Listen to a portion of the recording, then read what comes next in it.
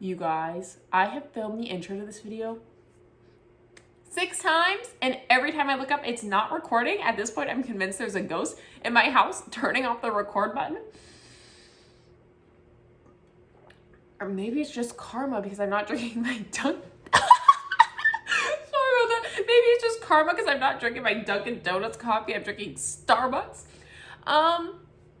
Hi, my name's Hannah. Welcome to my channel. I teach high school science in the wonderful Sunshine State of Florida. That being said, I am about getting ready to teach virtual online high school, whatever you want to call it, virtual, remote, online, who cares? All means the same thing. But I currently teach ecology, enviro, and biology. With all this online learning, I gotta do it all online now. So if you don't know, or if you're new here, my name is Hannah. I do teach high school science. I usually do teacher YouTube videos, like vlogs, that type of stuff. If that's something you're interested in, subscribe. If you're only here to see how I set up my online classroom, that's fine too. Just stay tuned. I promise you I'll get started in like 30 seconds. But I just kind of wanted to explain why I'm making this video. We all know it's the COVID-19 coronavirus pandemic worldwide. It is a horrible, horrible thing. But today we're not here to talk about that. We're just here to talk about how I'm setting up my online classroom. I have benefited so greatly from other teachers on like teacher Instagram. My teacher Instagram is @blissfulbiologist. You are more than welcome to follow me on there. I've been benefiting so greatly from these teacher Instagrammers posting like what's working for them virtually, what's not working for them virtually. And so I was able to kind of mold my own online classroom and how I wanted to do it. So if at any point you guys have any questions, you have any websites you really like that I haven't mentioned, maybe there's a feature on an app or a website that you really like that I haven't mentioned, comment it down below because honestly, we're all in this together. So all that being said, let's jump right into it. Hopefully my Google or my screen recording pops up here. So the first thing that I'm going to utilize is Google Classroom. Go to the website. Google Classroom is kind of the same thing as Teams. So if you use Microsoft Teams instead, that's fine. But as you can see, I have all my classes laid out here. I have every period, every subject. So biology block 5. I'll go to it. And as you can see, it's basically like a Facebook page where it's just a stream of posts. But on my Google Classroom, on my Facebook stream, you'll see I have this thing that's a post. And this is a post I put on every single one of my Google classes because I wanted to create a post that my students could reference and my parents could reference with like all my general instructions.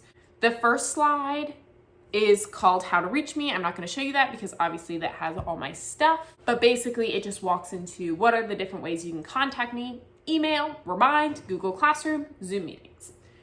The second slide is what we know. So this kind of talks about, you know, what's going on with state testing, when are we going to school, how long are we doing online school for. Then I did a slide with what to expect with online learning. And I just laid out exactly what my expectations were. We're going to do Zoom meetings 3 times a week. These Zoom meetings are optional. Join if you want, don't join if you don't want. Where all the class materials will be located, Google Classroom, under their topic. I'll get into that in a second. How I'm going to be communicating with them, or like what's going to be my main form of communication, the app Remind, and just encouraging them to reach out if they have questions. Then I did a post on how to structure your online lessons. This way, if the kids are kind of confused on what they're supposed to do first, second, and like they just don't know, or if parents are like, I don't know if my kid's getting everything done, this is something you can look at. So I wrote how we're going to structure our online lesson. Number 1. Their first choice my kids have is they can either join a Zoom meeting. I'm gonna have 3 Zoom meetings a week. Every single day, I'll have an office hour. So during that optional Zoom meeting, the kids can hop in. We'll do Nearpod together, which I'll definitely get into. We'll do notes together, which I'll show you guys in a minute how I have the notes ready for them. And then we'll do the assignment together if they need. Now that's optional. So if they wanna do their assignments by themselves, they can, but all their assignments are due, whether they're in the Zoom meeting or not in the Zoom meeting. I also have every single day, Monday through Friday, a 1 to 2 hour block called office hours. This is just gonna be me on video chat, ready to go. So if they have a question on something, they can hop into Zoom, say hi, ask me their questions, and they can hop out. This is just like a free-for-all time. I kind of walk through how I'm going to structure it. So if they're in the Zoom meeting, what we'll do is we'll all hop onto Nearpod together. I don't want to explain too much of that right now without showing you guys what it looks like, because it'll be a little confusing. Then we'll do notes together. Then we'll do a quick little Nearpod review, and then we'll do our assignment. There's going to be 3 lessons a week, one for Monday, Wednesday, Friday, so they can do it on the Zooms with me, or they can do it by themselves. It's showing where all their codes are to access the right Nearpods and Zooms. Their notes, my students, all their notes are a grade right now in my class, so all their notes will be due when they come back to school or when the school year ends. If for some reason we're not at school, they'll take pictures of it and email it to me. So that's that. Then I have grading, which explains every week you have 3 Nearpods. Completing all 3 Nearpods will result in a 100. If they do half the Nearpods, 50%. You get the idea. Everything's due Friday by 5 p.m., what to do if you're sick. And then here's my Zoom schedule. I wanted to make a schedule or make a slide about my Zoom schedule so they can screenshot it on their iPads or always access it to know like who's doing what when. Because I have a few kids who are in environmental science and ecology, or I have a few kids who are in bio and enviro, so they'll know when to go. I personally feel like parents, students, kids, other teachers are having so many websites that are so great being thrown at all of us, and I want to make sure the parents understand like what is Zoom, what is Remind. Like for instance, Remind's an app where you can basically text the kids. If I was a parent, I'd be like, what do you mean a teacher's texting my child? So I wanted to make sure I explained exactly what it is. Zoom is a website or an app the kids can do on their cell phone, iPad, or computer, where they can video chat with me, but it's like a safe space, you know what I mean? So I wanted to give the parents instructions explaining what the website is or what the app is and what the purpose of it is. Then I have my Remind app. I have all my Remind codes, and Remind is an app where you can text with students either one-on-one or blast it out to a whole class or blast it out to all of your classes. So I often use it to say, hey, you have a quiz tomorrow, or hey, we're going kayaking on Tuesday. Don't forget to dress appropriately. Obviously now I'm gonna be using Remind for like more communication, like, hey, don't forget your 3 weekly assignments are due tomorrow at 5 p.m. But it's also a great resource. So say John has a D right now, he hasn't turned in any assignments, I can message John independently and be like, hey, just checking in, is everything okay? I heard you have a D. Now this is an app associated with my school email. But I found, honestly, out of all the forms of communication I've used with my students, whether it be email, them commenting on stuff in Google Classroom, Remind has been where I've had the most communication. So I think it's the best for me and my students. So that is, in short and long really, what I made as a resource for my parents and my students to access at any point during this situation. Then, so Zoom is an app you can put on your computer, iPad, cell phone, whatever. Like me as a teacher, I can do Zoom on my iPad and host a meeting off my iPad and talk to my kids this way, or I can do it off the website on my laptop. You do want to turn off private chat. There is something on here about private chat. On your chat bar, hit the 3 dots. Participant can chat with everyone publicly, or you can make it host only, which means your kids can only message you.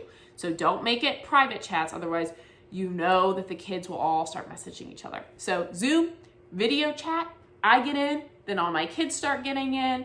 When kids join, you can have it so their videos are muted and videos are off. So they're just watching you. If you have high schoolers, middle schoolers, whatever grade you have, we all understand the value in that. But the really cool thing is as soon as you finish a Zoom meeting, it saves it automatically. So as soon as that video is saved, you can then upload it into your Google Classroom. So if a kid missed a Zoom because they were sick with maybe the coronavirus, they'll have access to that video in your Google Classroom. The one bummer is there's a new link for every Zoom meeting you sign up for. So for someone like me who's doing Monday, Wednesday, Friday, I have a link for every single time I do this. But I schedule my meetings 2 weeks out, and then I post all the links with the exact date and the exact time next to it. Next, I want you guys to go ahead and click, I will click the Classwork tab at the top, and then you'll see I have photosynthesis, cellular respiration, and plants. Those are kind of our next 3 units we're moving through in biology. And under photosynthesis, I have all photosynthesis notes or all cellular respiration notes. So let me just click on that and I hit view material. And this is something I personally uploaded. And so let's see. And what you'll see is these are my personal notes that I've taken pictures of and uploaded. There's an app I really like called Cam Scanner. And what you do is you just take an iPad or your cell phone, you take a picture of whatever document you want, 1 page, 20 pages, it doesn't matter, and then it converts it all into a PDF. That PDF you can email to yourself and post to Google Classroom. So that's what you're seeing right here, is this is a PDF of the pictures of my notes for my kids to copy. So when you're on Google Classroom, you can hit this button that says Create. You can make a topic. So my topics are photosynthesis, cellular respiration, plants. You can then add a material. A material is like notes, something you have a picture of. You can also add an assignment. Now, why adding an assignment is really cool is you click on Add Assignment. You can title it. So maybe we'll just make something random. Blissful Biologist Video. Then you can add instructions if you'd like to. When you're done, make sure you do X, Y, and Z, or whatever it is. Now, what's really cool is under the For button, you can add it to however many or however few classes you would like to. And so if you add it to all your classes, you can, when you hit Post Assignment, it'll go automatically to everyone. You can click and adjust the point value, which is really awesome because if you do a virtual quiz on here, which you totally can, number 1, Google Classroom will grade it for you. So you have to adjust the point system to make it right. You can adjust your due date and time. So if you want to make it due on Friday, you can set that it's also due at 5 p.m. And then topic. So you saw on my Classwork stream that I had cellular respiration, photosynthesis, plants. So if this assignment was going to be a photosynthesis, I could click it there. And then the worksheet will populate under photosynthesis. So when the kids hit Classwork, they can see, here's all the worksheets for photosynthesis. Here's all the worksheets for cellular respiration. You get the idea. But what's also cool is you can either create this yourself, like on here, and you can do it with Docs, Slides, any of the Google Doc things. Or you can add your own, which I love. Like you can pull it from your own files. Now, what I want to show you is something that I learned myself. So I'm going to go choose a file that I want to put in. So say I'm choosing dichotomous key worksheet. This is a doc. I'm uploading it, yada, yada, yada. So you can use any document you have on your computer. Now, the one thing you're going to see is next to it says student can view file. That just means they can open it and they can look at it. If you want them to edit it, you need to be very careful to choose make a copy for each student. Because if you just say student can edit, if JoJo gets in and adds like something after question 1, now all the kids can see what JoJo put. So you need to hit make a copy for each student. And then that's all you have to do. That's done. And that's a whole assignment ready to go. Now what's really cool is at see where it says assign, the little down button, click that right under where this black bar is. And if this black bar doesn't show up on your screen, makes no sense. There's a thing that says schedule. Click that. And I can schedule this assignment to go live. So I told you guys every one of my assignments goes live Monday of the week that we're working or week that we're on. So you can schedule all their assignments to populate in that week. I'm personally doing this because I don't need one of my students, maybe Lauren. Lauren hops on and has an awesome week and she just gets literally every single thing done for bio. Well, if we do go back to school April 16th, then she's too far ahead, you know what I mean? So that's what that is. The one thing I wanted to show you guys, for example, is like a quiz I made on here. So this is my environmental science class. So what you'll see is under non-renewable resources, they were literally supposed to take a quiz the next day and then school got canceled. They click non-renewable resource quiz, it's scheduled, and it's an entire quiz and it'll grade it all for you. You can make quizzes under Google Forms. Okay, cool. So that's all I wanted to talk about with Google Classroom. Now, There's a few miscellaneous websites and apps that I use that I really want to show you guys. Sorry, you guys, the camera just fell. So I hope this is similar. But the next website I really want to show you guys, which I love, is Edpuzzle. Now, let me show you guys what the homepage of Edpuzzle looks like. It's Edpuzzle. I really like it because it has almost every YouTube video out there loaded. So, for example, I can Google photosynthesis on their homepage. It's just Edpuzzle.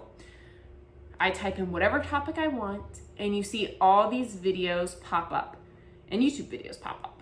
Now, what's really cool about this is if you hit see more, always hit see more. I don't know why they only preview with like 6 videos, but they have all of these photosynthesis Edpuzzles. And then you see Crash Course, which is one of my favorite video sources for my high level students, and then I like Amoeba Sisters for my lower level students. So you click on it, it's the video. Now what you want to do is scroll down. You'll see all these people's names with numbers written next to it. Those are questions that they've added in. So here's a video, and every little dot is a question that pops up while the kids watch the video. It shows you they watch the video, when it hits that question, the question pops up, they have to answer it, whatever it is, and they keep going. Now, almost every video out there will already have questions built in, and tons of questions built in. Or you can find your own video and add in all your own questions. They can be multiple choice, they can be free response, they can be true, false, whatever you want it to do. And just like Google Classroom, you set the answer so it grades it for you automatically. What I really like about this is, let me click on my content, because these are the videos that I personally saved. Cellular respiration Healy, let's see. So you can see I've added in all of these questions over here, tons of questions. Oh, the kids are gonna hate this. And then what I can do is hit assign. Click assign, this is awesome. And then I can add it to my Google Classrooms automatically. So I don't need to like share another link with them. You can set a start date and a due date. So once again, all my things will start on Monday, and then they'll be due Friday at 5 p.m. of the week that they're assigned. And then you guys, this is the best. You can click on prevent skipping, so the kids are forced to watch the entire video. You can turn on closed captions, which I definitely would, and you can post to Google Classroom. So I love Edpuzzle. Next thing, Quizlet. You guys, I love Quizlet. I actually like Quizlet more than I like Hoot for high schoolers. What I really like about Quizlet is I can make my own flashcards. So here you'll see the word with the definitions, but I can also find a set that another teacher made. So say, Miss, you guys, it's so hard to come up with names. So I could take something that maybe like Miss Smith made, and maybe she had like some of the stuff I wanted, but I wanted to add more. I can add it to my own Quizlet page and add on more stuff. Now, when kids are on Quizlet, there's several options they can do. They can just do regular flashcards. They can do where they practice writing it. They can make themselves little tests. They can play games like matching, gravity. They can do live, which is Quizlet's version of Kahoot, and it's way better. I'm sure there's a lot more features to Quizlet Teacher that I'm not getting into because I never paid for Quizlet Teacher. I was just doing the free basic Quizlet account. So if you know some Quizlet Teacher stuff, go ahead, comment it down below to help us all out. Then, okay, the next thing is called Reflector. I really don't think I'm gonna be able to record this. Dang it. Yeah, I can't. But there's an app called Reflector 3. So if you're someone who's gonna be doing Zoom meetings and you're like, oh, I use my document camera a lot in my classroom, how am I gonna do that at home? The app, Reflector 3, download it. You get your iPad, you open it up, and you want screen mirror. And you'll see Miss Healy's class. For some reason, Reflector 3 pops up as an Apple TV. That's fine, just click on it. And on your computer screen where you have Reflector 3 downloaded, it's gonna give you a code. It's giving me 3737. The code changes every time. So I type in 3737, okay. But what it ends up doing is it pops up like you can see it on my screen right here, where it shows like your iPad or your iPhone. I put my iPhone up and it pops it up on your computer screen. So if you're in a Zoom meeting and there's something you want to show your kids on the iPad, but you're on your computer, just turn on your Reflector 3 app, type in the 4-digit code, and then you'll see your screen there. So if you want, what I would do then is open up my camera, find like a platform to rest it on, and then I can write my notes, and the video of me writing my notes will pop up, you know, on their computer screen on Zoom. So that's a way to make yourself a free little document camera if you forgot yours or were unable to bring yours home from school. Okay, let me think. You guys, we have done so much. I mentioned Nearpod earlier. You might be like, what the flip is that? Nearpod is amazing.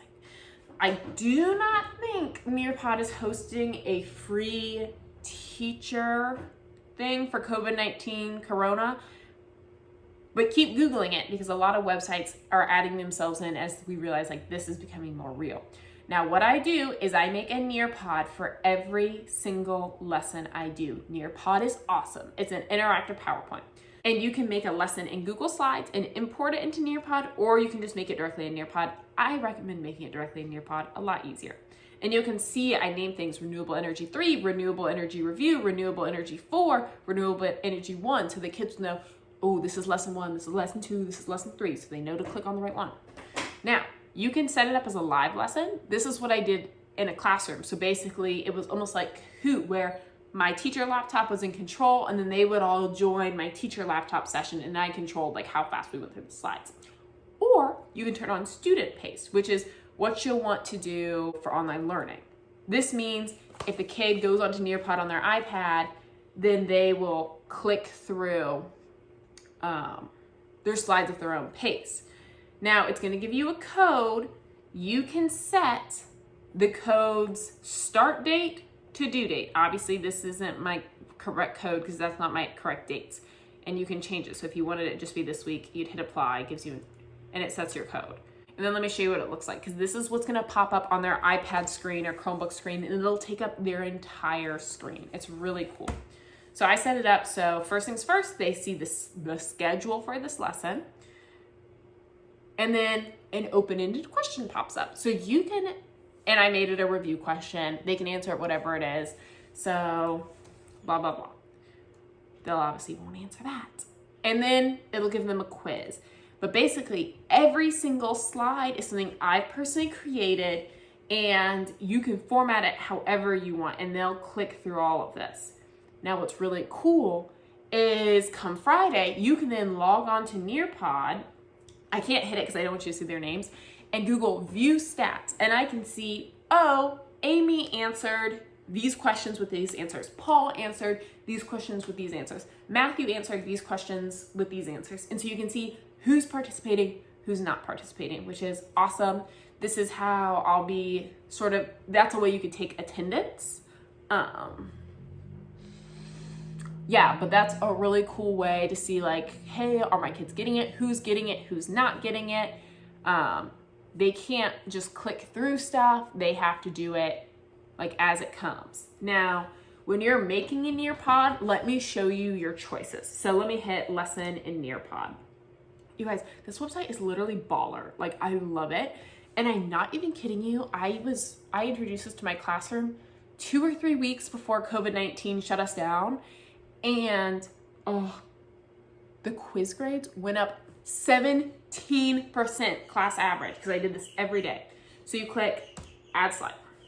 You can do add content, which is going to be like a PowerPoint slide, add web content. So if you want them to go to Quizlet that day, you put in the Quizlet link, and as soon as it gets that slide, it'll take them directly to the website. So there's no, wait, how do you type it in? This website's not working, yada, yada, yada. No, it is working because you have it directly linked. Or, which is my favorite, you can do add activity. And it has all these choices like open-ended question, matching, quizzes, Flipgrid, draw it, collaborate, polls, fill in the blank, memory test. And you'll add that in and make your own content. So it's like an interactive bell ringer. So I do it where kids get into Nearpod, have anywhere from 2 to 4 questions, whether they're drawing it, collaborating, memory, whatever it is, and then they will do their notes, which are all posted in Google Classroom under their appropriate topic, or they'll be doing their notes with me on Zoom. Then they hop back on Nearpod, and do 3 to 4 review questions over on notes, and then they do the assignment. And you got it. But what they also have, which is really cool, is you can hit upload files. So if you have a PowerPoint already made, so maybe you're one of those teachers that has the same PowerPoint every year, totally fine. You can upload it into Nearpod. So you can upload it from Google Drive, you can upload it from like the files of your computer. So I click Google Drive. I choose my Google slide document that I already made, and I can upload it as individual slides. So this way, maybe a slide that I made pops up, and then you could do your web activity where it takes them directly to the website, or maybe you have review questions built in, whether it's in quiz form, whether it's in fill in the blank form, whatever form it's in. And then maybe I have 2 or 3 slides pop up, and then more questions come. So I think it's a really cool way to integrate PowerPoint and questions into one. So if you're a teacher who's like, I have all these PowerPoints, how am I supposed to get them digitally where the kids are actually going to look at them? Nearpod's a great way to do it. Okay, well, that's all I want to show you about Nearpod. And I think that's all I want to show you in period. So, quick summary, super quick, because this video is already so long, and I'm sorry, but there was literally, there's so much to talk about when it comes to this, and I wanted to make sure I was giving you guys, a complete tutorial of everything I'm doing. So, in quick, everything's on Google Classroom. My notes, my activities, my quizzes, my worksheets, whatever it is, which Google Classroom's all gonna grade for me, but it's all there. Everything goes live the Monday of the week that it's gonna be due, and then is all due Friday at 5 p.m. at the end of that week. If a kid's sick, you can adjust their due date to make it work out for them. What they're gonna be expected to do is 3 assignments a week. There's a Nearpod associated with every single day. So there's a Nearpod student-paced code in their Google Classroom for Monday, Wednesday, and Friday. They can do them all on Monday. They can do them all on Friday. They all just have to be done by Friday at 5 p.m. And I can use the Nearpod stats to log in, see who's getting what right, who's getting what wrong. Nearpod is just, for me, a bell ringer and an exit ticket. So they'll hop onto Nearpod, do their bell ringer, then do their notes. They can copy them from the appropriate topic in Classwork of Google Classroom, or they can do it on the Zoom meeting with me on my iPad. They'll hop back on to Nearpod, do their little exit ticket for their notes, and then they'll do their assignment. All their assignments are all ready to go in Google Classroom under the appropriate topic, under the appropriate worksheet. But I think the best thing you can do is make some sort of sheet, form, slideshow for your parents that they can access, and your students, that they can access at any time, that explains all your expectations, how your online class is set up, all the codes, explaining what the websites are. I did this on Google Slides and put it in all my Google Classrooms. I think you can also invite parents to join all of your stuff online, because let's be real, you're not with their kids, and this might be what a parent needs to help their child be successful. So I know this was a lot, and I'm sorry. I hope this was a quick explanation of every website. I definitely didn't want to do a tutorial because you could dive in for literally hours on all these things. But I just wanted to lay out what I'm doing, whether you're a teacher, whether you're a kid, whether you're a parent. I hope this makes sense. I hope this helps someone. Stay safe. I hope your family is staying safe. I hope you're practicing social distancing. I'm hoping you have toilet paper in your home, but until next time, I will see you guys later. Just know I love and care about all of you, and we got this. We all just got to do our part, and we're going to make it out on the other side. Okay. Love you guys. See you later.